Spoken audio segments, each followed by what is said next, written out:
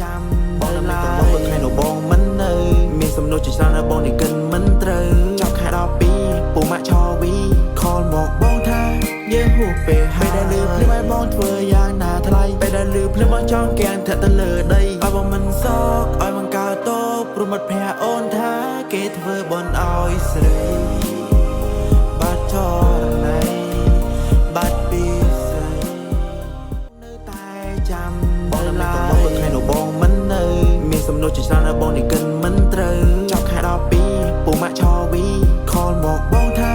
យើងហួសពេលហើយដែលលឺភ្លាមឲ្យបងធ្វើយ៉ាងណាថ្លៃពេលដែលលឺភ្លាមបងចង់កៀងធាក់ទៅលើដីឲ្យបងមិនសោកឲ្យបងកើតោព្រមមិត្តភក្តិអូនថាគេធ្វើបន់ឲ្យស្រី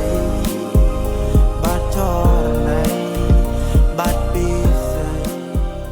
នៅតែចាំដល់ឡាយបងខែនៅបងមិននៅមានសំណួរជាច្រើនបងនេះកិនមិនត្រូវចាប់ខែ12ពូម៉ាក់ឆវីខលមកបងថា